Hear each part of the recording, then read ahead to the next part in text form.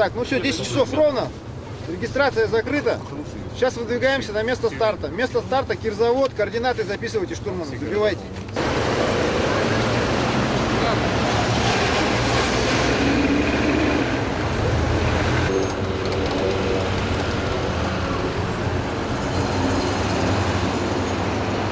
На месте старта погода сказала «Привет, джиперы» и выдала месячную норму осадков.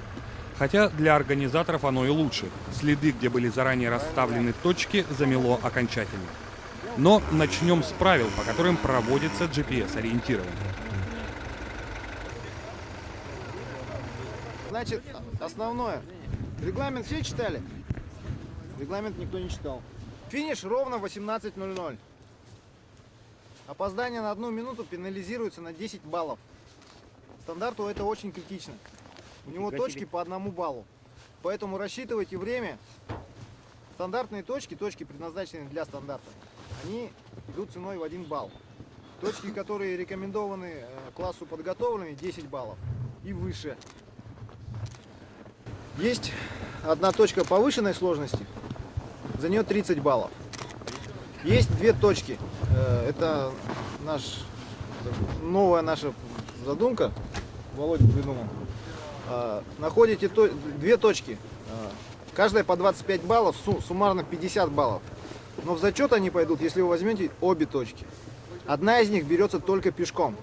Пройти к ней можно только пешком, не на машине. То есть подходите к этой точке, она называется «Начало секрета». Подходите к этой точке, находите ее с GPS-ником, фотографируете точку. Все, сдаете только фотографию этой точки крупно. Все остальные точки фотографируются как обычно, с машиной. То есть в кадре должна быть машина, все знают, да? То есть не трос, дверь, капот машины, допустим. Дверь открыли, дотянулись до точки. Внимание, вот точка, потому что были прецеденты, да, условно. Точка. И явно должно быть видно, что вы докоснулись не до дерева, на котором эта точка, а до самой точки, до листа с точкой, что докоснулись. Понятно? В общем, победит, получается, самый жадный и наглый из стандартов, да? Хочется отдать должное организаторам. На этот раз они подготовили около полусотни контрольных пунктов и раскидали их по всей долине за Кирзаводом. Протяженность немного больше, чем обычно у нас бывает. Значит, трасса, в принципе, простая для стандартов, но есть точки, которые находятся вдалеке от трассы, и достаточно сложно их будет взять. Значит, есть несколько очень веселых точек, и я считаю, что надо будет операторам обязательно заснять моменты. Будут очень смешные и веселые. Помимо веселых точек, участникам предстояло и весело стартовать, причем раздельно друг от друга. Значит так, раздельный старт. Что у нас будет раздельный старт, под раздельным стартом будет подразумеваться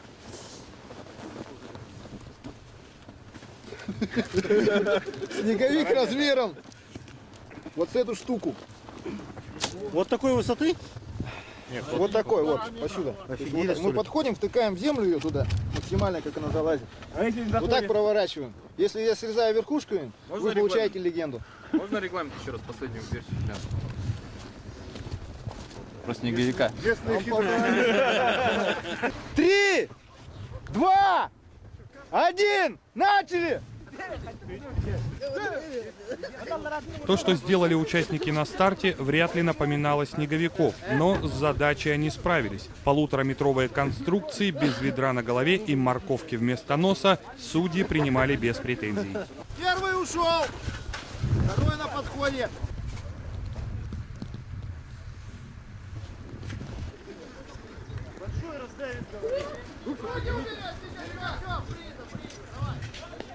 Кто быстрее конструировал снеговика, тот, соответственно, раньше получал легенду с координатами точек и имел возможность быстрее их вбить в свой навигатор. Как участники обращаются с GPS? Уже профессиональные или все-таки есть какие-то недочеты? Ну, с учетом того, что до сюда доехали, уже 90%. В принципе, и есть вероятность, что они правильно забьют не только точки, но и найдут эти точки. В такой дисциплине, как GPS-ориентирование, едва ли не главная составляющая успеха зависит от правильного обращения со спутниковой навигацией. Ошибки и погрешности хотя бы в одной цифре могут стоить вам не только драгоценных минут, но и часов. Ошибка — это вот разные данные, формат данных разный, так и сама цифра, вот, координаты, она может забиваться в нескольких вариантах. То есть мы все это вроде как четко объяснили, но все равно ошибки бывают. Именно самих операторов, вот, кто GPS пользуется, бывают ошибки такие. Первая и основная проблема – неправильный формат. Забивается неправильный формат, то есть часы, минуты, секунды неправильно разбиваются, и вследствие чего, значит, прибор выдает неправильные координаты. Это первая основная, значит, распространенная ошибка. Вторая ошибка – это некоторые виды старых аппаратов GPS, они некоторые цифры не забивают. То есть, если секунда больше 600, они некоторые не забивают. То есть 599 забивается, а 600 уже нет. Поэтому есть там определенные сложности. Ну и третье, это в основном тут у нас ребята пользуются GPS-навигаторами, встроенными в телефоны сотовые. А это, как бы, получается дополнительные, значит, общие для телефона, а не как аппарат, сам спортивный аппарат, поэтому есть сложности. А те, которые пользуются, собственно, GPS-аппаратами, там управление проще, меню проще, можно быстрее забить просто и найти точку. Поверьте, что не зря мы обращаем столько внимания на работу с GPS-приемником. Ориентирование при помощи спутниковой навигации – вещь несложная, но требует опыта, особенно когда речь идет о соревнованиях и о скорости. Значит, самый главный совет – читать регламент, читать правила и хорошенько разобраться в своей GPS. То есть, в принципе, это все довольно просто, но вот как бы надо знать вот эти тонкости небольшие. Споры о том, какая резина оптимальнее для снега, идет давно и конца ему не видно. Специальной резины для снега, такой как Мут Terrain для грязи, еще не придумали. Якутские джиперы решают этот вопрос просто, опытным путем. Мне так кажется, резина должна быть больше городская, чем по бездорожью. Да, ну здесь, мне кажется, силы уравнены. Мне так кажется, уравнены силы. Потому что только подготовленность и мастерство пилота. Сегодня большие проблемы будут в классе стандарт, потому что у них резина стоит стандартных машин, а у подготовленных класса спорт не будет проблем, потому что у них резина нормальная. Но чисто визуально будет трудно обнаружить издалека контрольные пункты. Вот это вот проблема будет. И проблема для стандарта — это будет глубокий снег и скользко будет на трассе. Клуб «Мамонт» с прошлого года начал привлекать в джиперские соревнования так называемых стандартов. Это обычные неподготовленные автомобили с колесной формулой 4х4.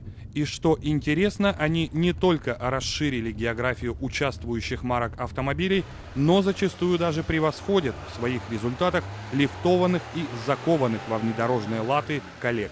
Иметь машину 4ВД и не выезжать из города — это как бы ошибка очень большая, потому что 4ВД машины — это для активного отдыха, охоты, рыбалки. И попробовать силы на наших соревнованиях может любой, потому что у нас есть класс стандарт. Класс стандарт — это неподготовленные машины.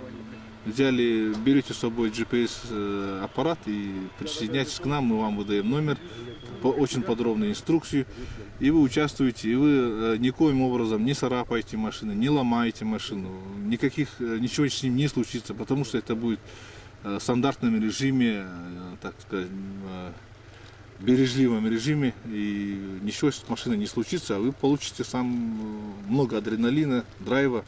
Поэтому я приглашаю всех, у кого есть машины, присоединиться к нам и участвовать на наших соревнованиях.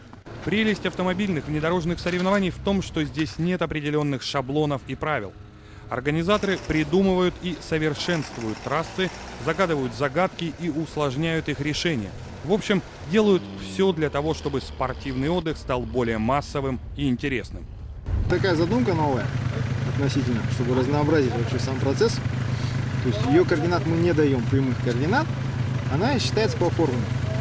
По определенной формуле надо найти точку начала и от нее отсчитать в определенном направлении, которое указано в легенде, 533 метра, поставить ее в своем GPS-нике и уже ее искать с помощью автомобиля.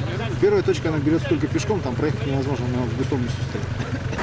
Организаторы планировали весеннее обострение как разминочное состязание, однако не рассчитывали на столь быстрое прохождение трассы. Одна из сложнейших точек под названием «Сопка любви» стоимостью в 30 баллов давалась всем по-разному. Кто-то шел до нее на лебедке, кто-то брал ходом. В общем, тут опять речь пошла о резине и ее роли в борьбе со снегом. Она типа богеров, но узкая. Вот сейчас как Нет, раз.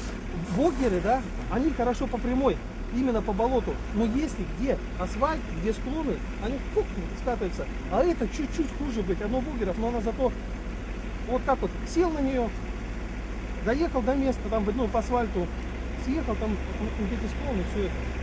Проблемы с точкой G, как позже прозвали ее участники, секретной точкой стоимостью в 50 баллов, возникли практически у всех.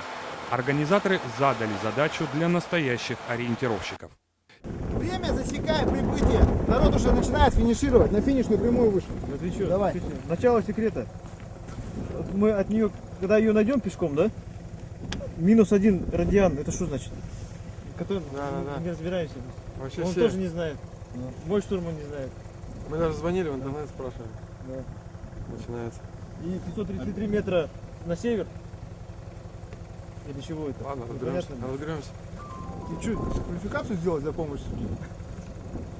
Не-не, ты радиант объясни, Но что такое радиан. Радиан непонятно. Какая цифра? Да. Ну в этом же и есть секрет. Что надо радиан Что знать? такое? Надо знать радиан. А, Если ты ясно. штурман. Что такое один радиан?